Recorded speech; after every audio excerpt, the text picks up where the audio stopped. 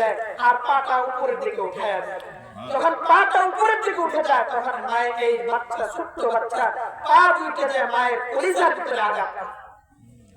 মায়ের কলিজার ভিতরে লাথি মারে। এজন্য আমাদের সমাজের ভিতরে একটা কথা প্রচলিত আছে না, যে বাচ্চা দুনিয়াতে আসার আগে মায়ের কলিজায় দুইটা লাথি মারে।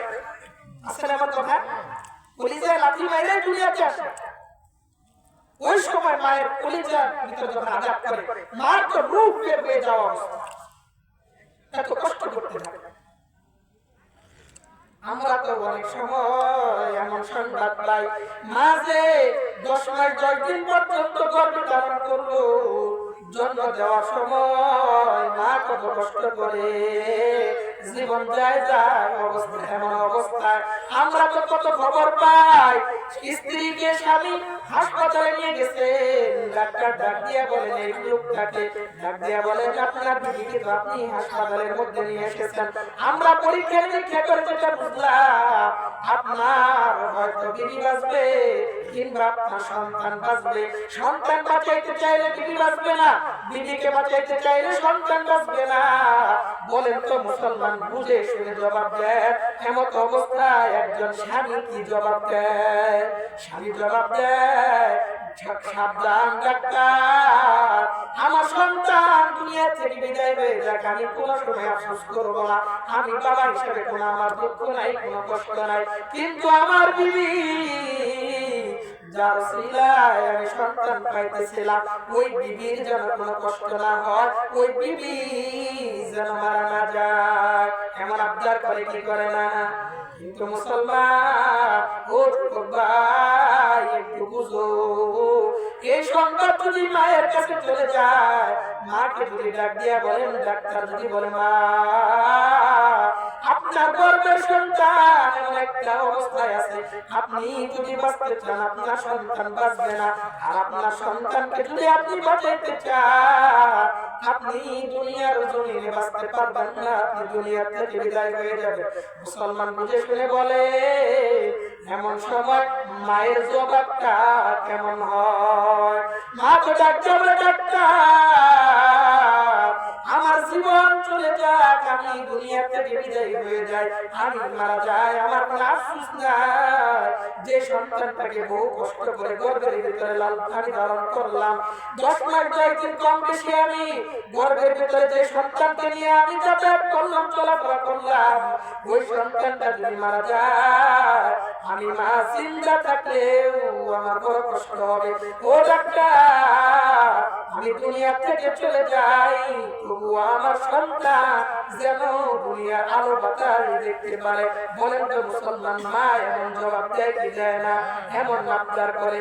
এজন্য আপনাদেরকে বুঝাইতে চাই মুসলমান, মা বড় কষ্ট করে, মা বড় কষ্ট করে, ওই মাকে কখনো কষ্ট দিবেন না। আল্লাহ রাব্বুল আলামিন এজন্য পবিত্র কালামের ভিতরে বললেন, বাবার তুলনায় মা 3 নাম্বার যে কষ্টটা বেশি করে, ওই কষ্টের নাম হইল ওয়াহামলুহু ওয়া ফিসালুহু 30 শাহরা।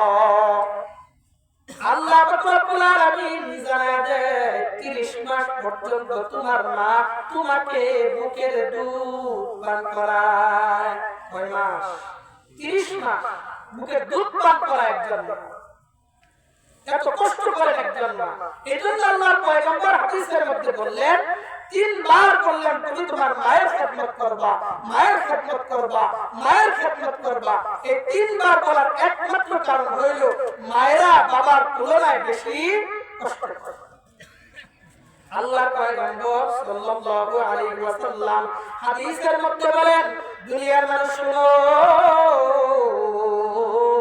আল্লাহ রাব্বুল আলামিন 3টা গুনাহের শাস্তি আল্লাহ দুনিয়াতে দেয়। বলেন তো মুসলমান কয়টা গুনাহের শাস্তি? আর আপনারা সামনে নির্বাচন করবেন তো করবে, এই আওয়াজে হবে। বলেন তো কয়টা গুনাহের শাস্তি? বুঝলেন কয়টা গুনাহের শাস্তি? 3টা গুনাহের শাস্তি। আল্লাহ নবী বলেন 3টা গুনাহের শাস্তি আল্লাহ রাব্বুল আলামিন বান্দাকে দুনিয়াতে দেয়। এর ভিতরে একটা হলো কোন সন্তান যদি মা বাবাকে কষ্ট দেয়, আল্লাহ রাব্বুল আলামিন ওই সন্তানকে দুনিয়াতে কষ্ট দিয়া আল্লাহ আযাব আর গজব দিয়া দুনিয়া থেকে উঠায় নেয়। একটা গল্প শোনাবো আপনাদের, শুনলেন আপনারা? পাকিস্তানের একজন লেখক, তাবলীগের একজন বড় মুবাল্লিগ, নাম হলো ডক্টর তারিক মাহমুদ। উনি উর্দু ভাষায় একটা কিতাব লিখেছেন, এটা বাংলায় পাওয়া যায় 12 খণ্ডে এখন বের হয়েছে। নাম হলো সুন্নতে রাসূল ও আধুনিক বিজ্ঞান। উনি শুধুমাত্র রাসূলের সুন্নাত নিয়ে গবেষণা করেছেন। পাখি মাথায় দিলে কি ফায়দা, বিজ্ঞান কি বলে, বর্তমান জামানার ডাক্তার কি বলে, আতর ব্যবহার করলে কি লাভ, সাদা পোশাক ব্যবহার করলে কি লাভ, টাকনুর উপরে পোশাক করলে কি ফায়দা, এই সুন্নাতগুলো নিয়ে উনি গবেষণা করেছেন। তো উনি একটা ঘটনা বর্ণনা করেছেন, পাকিস্তানের বাস্তব ঘটনা, না নিজের কানে শোনা ঘটনা, উনি নিজে এখানে বর্ণনা করেন। ডক্টর তারিক মাহমুদ বলেন, একজন মা, একজন মহিলা 4 সন্তান জন্ম দেওয়ার পরে ওই মহিলার স্বামী দুনিয়া থেকে বিদায় হয়ে গেল, ছেলে সন্তান জন্মগ্রহণ করলো। ওই ছেলেটাকে মা বড় কষ্ট করে লালন পালন করলেন, আদর করে বড় করলেন। ও মুসলমান, মা বহু কষ্ট করে লালন পালন করার পরে যখন বিবাহের উপযুক্ত হইল, মা সুন্দর একটা বিবাহের ব্যবস্থা করে দিলেন। বাড়িতে যখন বউটা নিয়ে আসলেন, বউটা আমার কিছুদিন পরে থেকে এবার স্বামীর সাথে ঝগড়া হয়। কি হয়? শাশুড়ির সাথে ঝগড়া হয়, ছেলের বউয়ের সাথে। শাশুড়ি